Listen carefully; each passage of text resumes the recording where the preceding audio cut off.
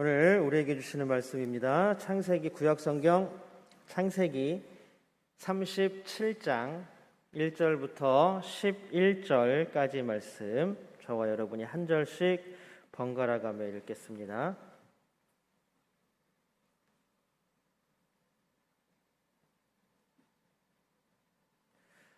창세기 37장 1절부터 11절까지 말씀입니다. 제가 먼저 1절 읽습니다.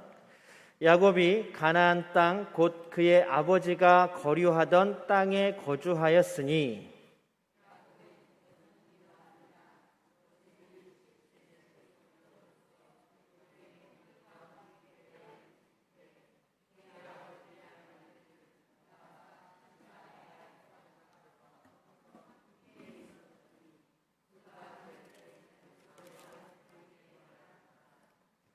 요셉은 노년에 얻은 아들이므로 이스라엘이 여러 아들들보다 그를 더 사랑함으로 그를 위하여 채색옷을 지었더니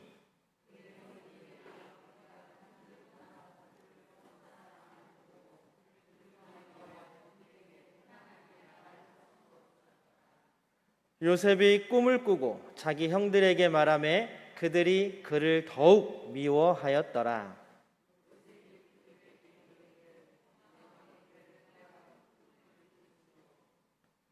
우리가 밭에서 곡식단을 묶더니 내 단은 일어서고 당신들의 단은 내 단을 둘러서서 절하더이다.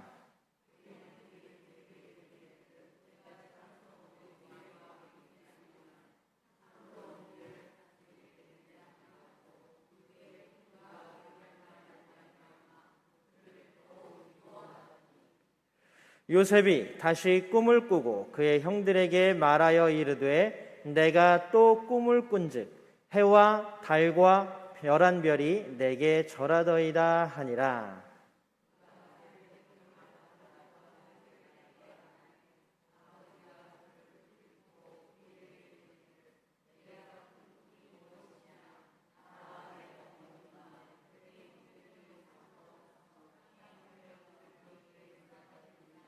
같이 읽겠습니다. 그의 형들은 시기하되 그의 아버지는 그 말을 간직해 두었더라. 아멘. 우리 함께 예배하기 위해 모인 여러분들을 주님의 이름으로 환영합니다. 우리 예배를 통해 하나님의 은혜가 이 시간 가득 채워지기를 축복합니다. 우리 함께 예배드리는 모든 분들과 함께 인사 나눌까요? 우리 사랑합니다. 축복합니다. 네, 감사합니다.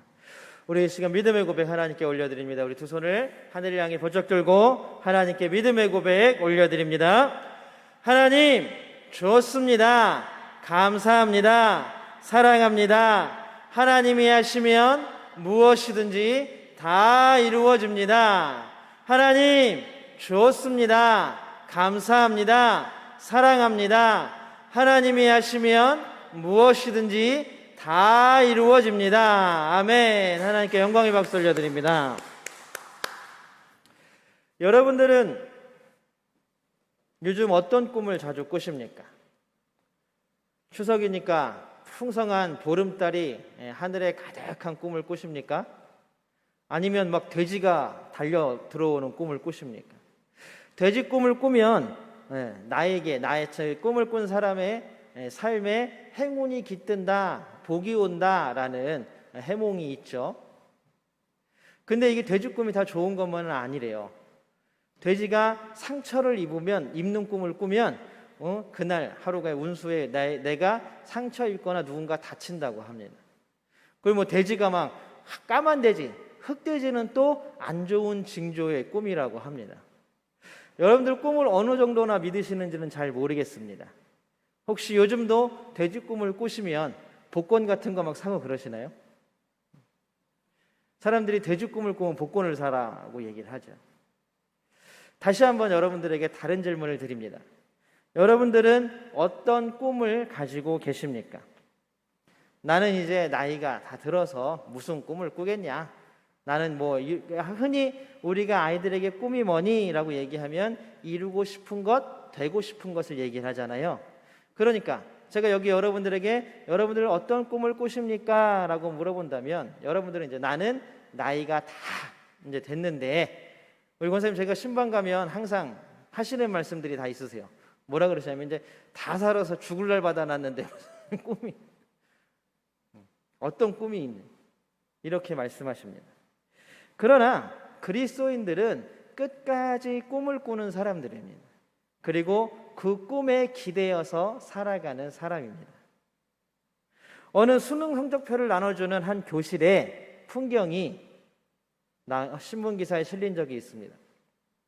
어떤 학생은 성적표를 이렇게 몰래 보고 막 이렇게 좋아하고 기뻐하는 친구가 있는 반면에 어떤 친구는 그 성적표를 보고 눈물 흘리고 우는 친구도 있습니다. 또 어떤 친구는 열심히 우리 수험 자료집이라 그러죠. 내 성적이 어느 학교에 가능한 커트라인인가 안정권인가 뭐 이런 것들을 열심히 찾아보는 친구들도 있습니다. 그런데 또 어떤 친구들은 나는 수능 성적과는 전혀 상관이 없습니다 라는 듯이 모여 앉아갖고 그냥 또 떠들고 음악 듣고 핸드폰 하는 친구들도 있습니다. 여러 방면이 있죠. 그런데 한 선생님이 그런 수능 성적표를 나눠주는 한 교실에서 담임 선생님이 딱 들어오시더니 종이를 아이들을 다 앉히고 그런 여러 가지 반응들이 있었겠죠. 그 교실에도 아이들을 다 앉혀놓고 종이를 다 나눠줬대요. 그래서 너희들 꿈을 적어봐라. 너희들이 꿈꾸고 있는 꿈을 그 종이에다 적어서 내봐라 라고 얘기를 했는데 30명이나 되는 아이들 중에 꿈을 적어낸 아이들은 15명밖에 안 되었다라고 합니다. 대부분은 꿈이 없다, 모르겠다라고 적었습니다. 선생님이 이제 그 아이들에게 한마디 하죠. 뭐라고 말씀하시냐면 너희들이 지금 받은 성적표가 인생의 전부를 결정짓지 않는다. 물론 너희들이 지금 한번 처음 만나는 갈림길에서 좀 기대한 것과는 다르게 슬퍼할지도 모르고 기뻐할 수도 있고 관심 없어 할 수도 있고 열심히 분석할지도 모르지만 지금 너희들이 받은 이 종이 한 장이 너희들의 삶을 결정하지 않는다. 성적을 아무리 잘 받았다 할지라도 내가 이루고자 하는 목표나 꿈이 없다면 너희들의 삶은 그저 그런 대로 흘러가는 삶이 될 뿐이다. 그러나 성적이 잘 나오지 않았더라도 혹은 잘 나온 사람이라도 너희들이 이루고자 하는 꿈이 있다면 그 꿈이 너희들의 남은 모든 인생들을 이끌어가는 원동력이 되고 힘이 될 것이다 라고 선생님이 이야기를 했다고 합니다. 동의하시나요? 동의하시나요? 그래서 마지막으로 그 선생님이 말씀하시는 건 꿈은 너희 인생의 안내자가 될 것이다. 그리고 그 꿈은 너희가 기대하는 대로 너희 앞에 나타날 것이다. 그리고 힘들고 어려운 순간을 그 꿈이 너희를 그 구렁텅이에서 건져줄 것이다 라고 이야기했다고 합니다. 여러분들은 어떠신가요? 만약에 이런 꿈이 지금도 없다면 지금 어쩌면 하나님께서 우리의 삶을 이제 매듭지어 주시고 하나님께서 불러가시는 그날 우리는 어떤 꿈을 꿔요? 그냥 거기가 마지막으로 생각하고 좌절하겠습니까? 오늘부터 이제 요셉의 이야기가 중심으로 전개됩니다. 이제 물론 다른 이야기들도 굉장히 많이 섞여 있습니다. 요셉 하면 꿈이라는 단어와 뗄래야 뗄 수가 없는 사람이기도 합니다. 꿈을 꾸는 요셉, 꿈 때문에 형들에게 미움을 받은 요셉입니다. 그러나 나중에 또 그 꿈 때문에 감옥에서 건진받고 또 애굽의 총리까지 되는 요셉입니다. 요셉의 꿈이 비록 허무맹랑한 것 같았지만 인생의 나침판이 되어 주었습니다. 그가 힘들 때에도 그가 어떤 유혹 가운데 있을 때에도 그의 신앙과 믿음이라고 하면 신앙과 믿음이겠지만 저는 지금 하나님께서 요셉에 등장하는 처음에 주신 그 꿈이 요셉의 인생을 또 요셉의 삶의 모든 순간순간의 결정들을 선택하게 했다라고 저는 믿고 있습니다. 그렇다면 오늘은 이제 드디어 요셉이 시작되면서 요셉의 꿈 이야기도 시작되게 됩니다. 야곱도 아버지의 땅인 가나안에 거주하게 됩니다. 우리가 지난 시간에 에서의 족보, 에돔의 족보를 보면서 에서가 원래는 가나안 아버지와 함께 살았죠. 이삭과 함께 살았습니다. 그런데 에서가 세일산으로 물러갑니다. 그러면서 자연스럽게 야곱이 가나안 땅으로 들어와서 살게 됩니다. 너무나 자연스럽게 하나님께서 이루고자 하시는 하나님의 뜻들이 그냥 스르륵 이루어지는 것입니다. 드디어 언약의 상속자였던 야곱이 가나안 땅, 하나님께서 주시겠다고 하신 가나안 땅에 거주하게 되는 것입니다. 그런데 문제가 발생합니다. 우리 2절을 한번 같이 읽어보겠습니다. 2절입니다. 세 번역으로 같이 한번 읽어볼게요. 시작. 요셉은 형들의 허물을 아버지에게 일러 바치곤 하였다라고 말합니다. 요셉은 형들과 이제 일을 하면서 아버지에게 형들의 잘못을 일러 바칩니다. 그런데 우리가 이거 너무 잘못 알고 있는 게 있어요. 뭐 인형극을 하거나 아니 요새는 애니메이션 같은 게 너무 많이 나와요. 아이들한테 애니메이션을 제가 몇 가지를 봤는데 거기서도 너무 잘못 알려진 게 있어요. 요셉이 형 10명과 같이 일을 한 게 아니에요. 요셉이 오늘 성경에 나오면 누구하고 일했냐 하면 비라와 실바의 아들들, 그러니까 레아의 아들들이 아니라 비라와 실바의 아들들하고 같이 일을 한 거예요. 그러니까 요셉이 아버지한테 일러 바친 형들은 누구냐 하면 비라와 실바의 아들들이었던 거예요. 그러니까 나중에 요셉을 죽이고자 했을 때 상대적으로 요셉을 살려야 된다라고 말했던 르우벤이나 유다는 누구의 자녀들이에요? 레아의 자녀들이잖아요. 상대적으로 요셉에게 크게 피해를 본 적이 없는 아들들이라는 것입니다. 그래서 그런 반응이 나중에 나오는 거예요. 우리가 그거는 분명히 알아야 나중에 우리가 성경을 읽을 때도 그렇구나 라고 알게 되겠죠. 어쨌든 우리가 요셉 하면 되게 온유하고 겸손하고 착하고 이런 이미지를 많이 떠올리잖아요. 그런데 오늘 2절에 보면 요셉이 전혀 그런 사람이 아니었다는 것입니다. 오늘 이 일러 바치다라는 표현은 히브리어로 뭐라 그러냐면 뒤에서 수군수군 대다, 저 사람에게 누명을 씌우다라는 뜻이에요. 그러니까 요셉은 같이 일을 하면서 막 아버지한테 가서 막 별 얘기를 다 하는 거예요. 막 형이 막 요만큼 잘못한 것도 막 이만큼 잘못했다고 얘기하고 누명을 씌우고 혐의를 씌우고 뒤에서 수군수군 대고 말을 만들어내고 했던 사람이 바로 요셉이었다라는 것입니다. 그래서 우리는 성경 동화 이런 거 요셉이 막 되게 온유하고 겸손하고 착하고 이렇게 나오잖아요. 어쨌든 요셉은 형들의 잘못을 일러 바치는, 뒤에서 수군수군대고 누명을 씌우고 혐의를 씌우는 사람이었다라는 것입니다.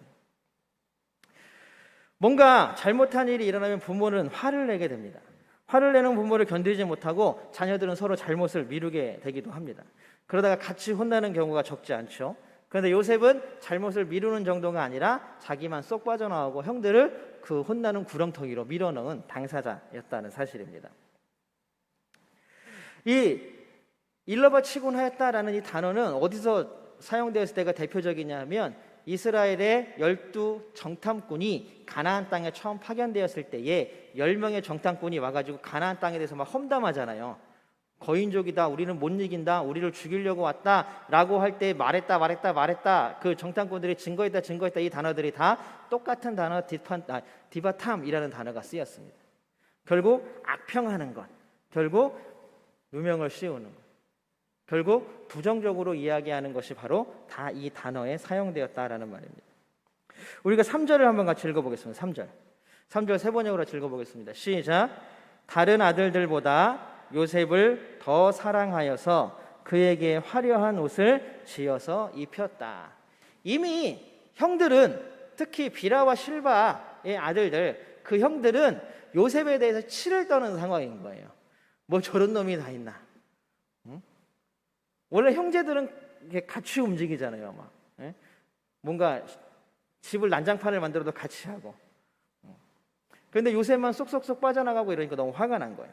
그런데 형제들 전체를 다 화나게 하고 그 화난 마음에 기름을 붓는 일들이 계속 발생하는데 그것은 요셉보다는 아버지인 야곱에게 더 큰 이유가 있습니다.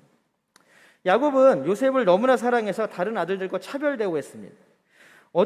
그런데 이 차별 대우라는 말, 여러분들 제가 누누이 얘기했던 야곱의 이야기가 계속 나오죠. 야곱이 누구누구와 차별 대우했습니다. 형과 자신을 차별했습니다. 자기가 훨씬 더 잘난 사람이다 라고 생각했습니다. 그리고 또 외삼촌 라반의 집에 갔을 때는 어땠습니까? 레아와 라헬과 결혼했지만 레아보다는 라헬을 사랑했습니다. 이 사랑이 끝까지 갔죠. 결국 레아는 사랑받지 못한 아내였습니다. 그러니 첩인 실바와 비라는 말에서 무엇하겠습니까? 그렇게 차별로 했던 일들, 그 차별 대우한 것들 때문에 큰 일들이 일어났습니다. 또 심지어는 에서와 야곱이 서로 죽일 뻔한 일들도 아버지 이삭과 어머니 리브가의 차별 대우에서 생기지 않았습니까? 아버지는 형 에서를 너무나 사랑했고 어머니인 리브가는 동생 야곱을 너무나 사랑했습니다. 그것 때문에 서로 형제간의 충돌이 일지 않았습니까? 그런데 이런 일을 충분히 겪었던 야곱이지만 그 반성커녕 자기 자신도 자녀들을 차별 대우하기 시작했다라는 것입니다. 되게 재밌는 게 한 가지의 잘못 때문에 뭐가 일이 틀어지거나 내가 너무나 힘든 일을 겪었다면 다시는 그 일을 안 하는 게 너무 당연하잖아요. 그런데 사람은 그러지 못하는 존재인 것 같아요. 분명히 한번 잘못해서 큰 곤란을 겪고 어려움을 겪었는데 그 다음에 또 똑같은 일을 겪는다라는 것입니다. 어제 명절이었습니다. 어제 제가 새벽 예배 끝나자마자 서울에 막 올라가는데요.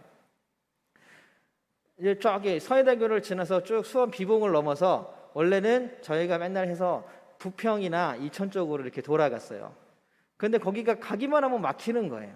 그래서 어저께도 가는데 이제 이 내비는 다른 길을 알려줘요. 광명으로 이렇게 해서 가라고. 그래서 생각해 보니까 야 그래도 광명으로 가면 또 막히지 않을까라는 생각에 우리가 가던 길로 가자. 그냥 가던 길을 가니 또 어때요? 어김없이 막혀요. 그래서 사람은 신기한 것 같아요. 한 번에 잘못해가지고 고난, 고통, 어려움을 겪었는데도 불구하고 그 다음에 또 가서 생각하는 게 그래도 익숙한 게 낫지. 그래도 익숙한 게 낫지. 이렇게 살아가는 사람. 야곱도 마찬가지죠. 그 차별 대우 때문에 얼마나 많은 일들이 있었습니까? 그럼에도 불구하고 야곱은 이 차별 대우를 버리지 못하는 것입니다. 이 여기서 요셉에게 지어 입혔다라고 이야기하는 이 채색 옷은 그냥 단순히 예쁜 옷이 아니라 왕궁에서 왕자와 공주들이 입는 옷을 이야기하는 거예요. 그러니까 그 차별 대우가 어떠했는지 여러분들 짐작이나 하시겠습니까? 요셉에게는 왕궁에서 왕자나 공주들이 입는 옷을 입혀놓고 다른 아들들은 전혀 신경 안 쓰는 거예요. 그런 형들이 화가 나겠죠. 그런데 오늘 우리가 처음에 이야기했던 것처럼 요셉은 하나님의 동역자로서 많이 부족해 보입니다. 고자질이나 하고 일이나 하고 남의 뒷얘기나 하고 누명을 씌우고 형들이 혼나는 걸 그냥 그렇게 바라보는 사람. 그리고 아버지의 차별적인 사랑을 너무나 당연한 듯이 받아들이는 요셉. 저 같았으면 형들에게 민망해서라도 그 아버지가 준 채색 옷을 못 입고 다닐 것 같아요. 구석에 집에 장에다 숨겨놓고 그리고 형들이 입는 옷을 똑같이 입고 다니지. 그런데 요셉은 너무나 이 대우가 당연하다는 듯이 그 대우를 받아들이고 그렇게 살았다라는 사실입니다. 채색 옷을 입고 자신의 우월적인 지위, 인식을 드러내는 교만한 요셉. 우리는 이런 요셉을 볼 수가 있습니다. 그러니까 요셉이 나중에 우리가 온유하고 겸손해지고 착해지고 하는 그 이유 모르겠어요. 우리가 애굽에서 형제들을 대하는 걸 보면 요셉의 성격이 변했거나 뭐 그랬다거나 다른 분들은 모르겠지만 제가 성경을 읽으면서 보면 잘 못 느끼겠어요. 그럼에도 불구하고 모든 순간순간의 위기의 순간을 탈출하게 되고 거기에서 벗어나게 되는 이유가 과연 무엇일까? 요셉의 삶이라는 것은 우리가 지금까지 제가 말씀드렸던 것처럼 하나님의 일에 합당해 보이지 않습니다. 하나님의 동역자라고 얘기를 하면 하나님의 언약의 상속자라고 얘기를 하면 우리는 기본적으로 신실하고 믿음이 좋고 착하고 또 뭐가 있을까요? 능력이 많고 이런 사람들을 쉽게 떠올리지만 사실 그거는 우리의 선입견일 뿐입니다. 지금까지 하나님이 택하셨던 사람들을 한번 보십시오. 아브라함 물론 신실한 우리의 믿음의 조상이긴 하지만 신실함도 있었지만 때로는 자신의 고집을 꺾지 못해서 실수할 때도 있고 심지어는 아내를 팔아먹을 뻔한 적도 2번이나 있지 않았습니까? 그의 아들 이삭은 어땠습니까? 아버지와의 등지고 나서의 삶, 광야에서의 삶도 아버지와 똑같이 아내를 팔아먹을 뻔한 적도 있어요. 하나님이 도성에 들어가지 말라고 하셨지만 계속 도성에서의 삶 때문에 많은 어려움들을 겪고 했습니다. 야곱은 어떻습니까? 말 그대로 속이는 자였습니다.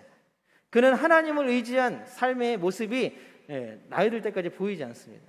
하나님을 만나고 변했다라고 생각한 순간 그에게는 또 다른 어려움이 났고 또 다른 교만함이 나타나는 야곱의 삶의 반복함을 볼 수가 있습니다.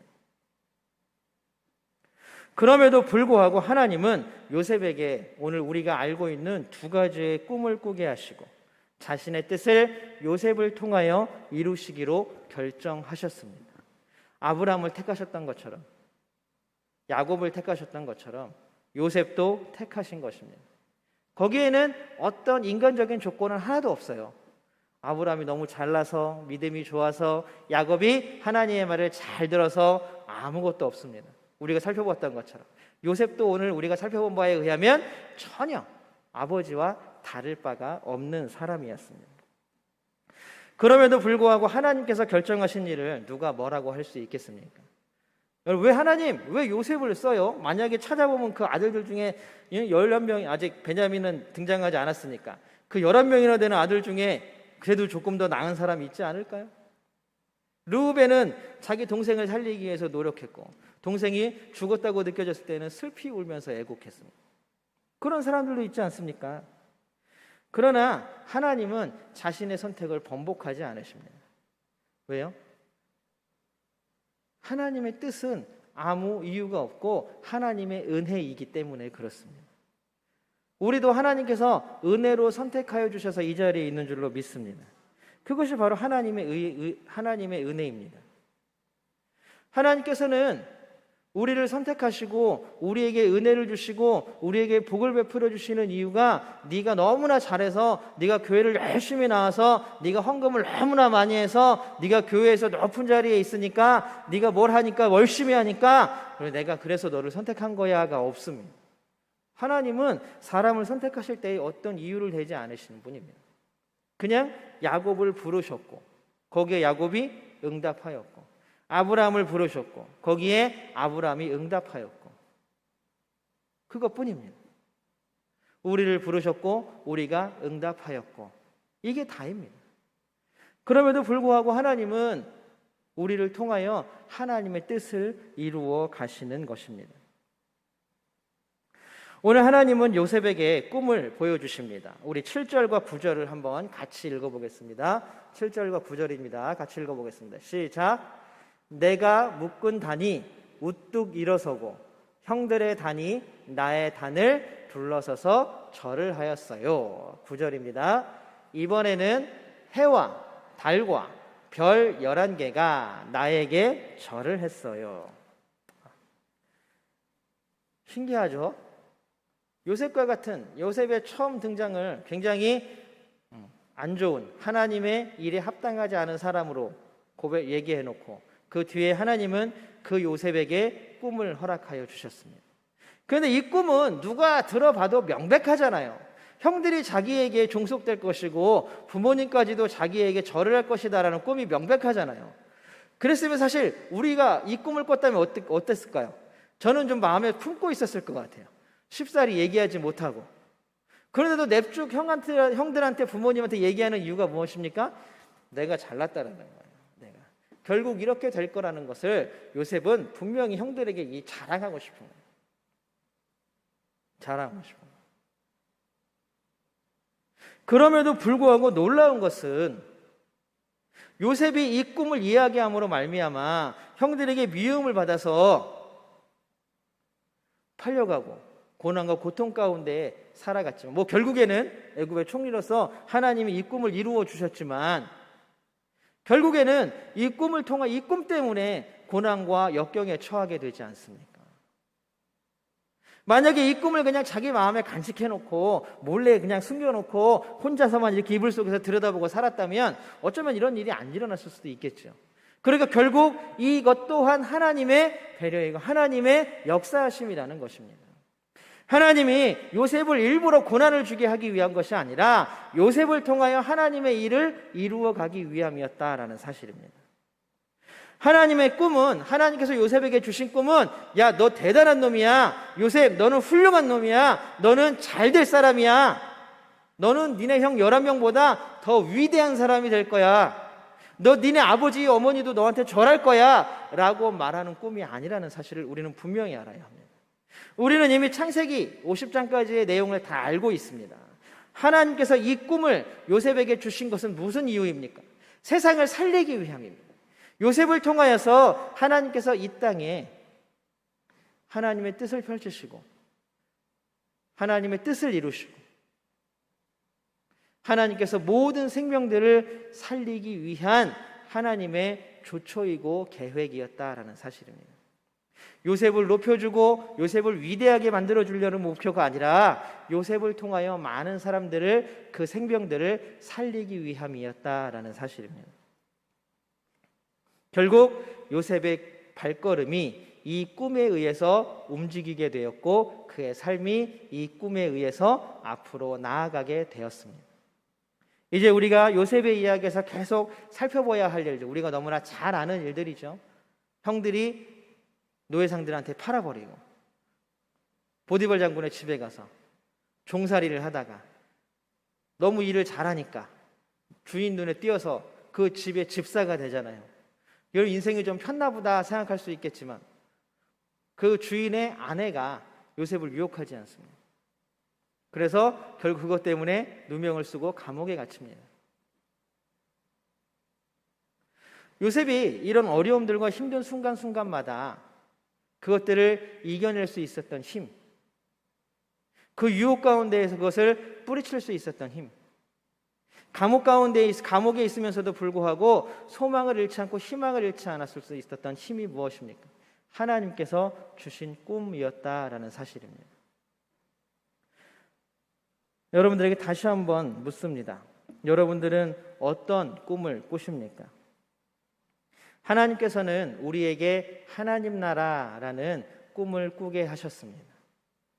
그 하나님 나라는 내가 왕이 되는, 내가 정말로 다른 사람들보다 뛰어나고 놀라운 사람이 되는 꿈이 아닙니다. 내가 다른 사람들보다 더 높이 올라가고 너는 지옥 가고 나는 천국 가는 꿈이 아닙니다. 하나님께서 우리에게 주신 하나님 나라의 꿈은 나를 통하여 아직도 하나님의 사랑과 은혜를 모르는 사람들을 살리기 위한 꿈입니다. 아유, 저 사람이 무슨 교회를 나와, 저 사람한테 무슨 복음을 전해, 씨알도 안 맥힌다. 우리 마음 가운데 그런 생각이 있다면 그 사람은 죽은 사람입니다. 왜요? 내가 살리지 못했으니까. 아유, 요새 자식도 마음대로 안 돼요. 그럼 내 자식은 이미 죽은 자식입니다. 왜요? 내가 살리지 못했으니. 하나님께서 우리에게 주시는 하나님 나라의 꿈, 그것은 결국 우리를 통하여 세상의 많은 사람들, 어쩌면 모든 생명들을 살리는 꿈입니다.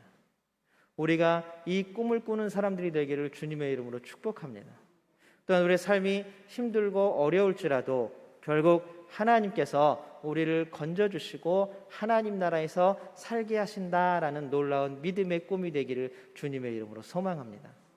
지금의 이 땅에서의 삶이 다가 아니라 결국 하나님 나라에서의 삶이 우리의 정말로 진짜 삶이다라는 믿음이 우리 가운데 있게 되기를 소망합니다.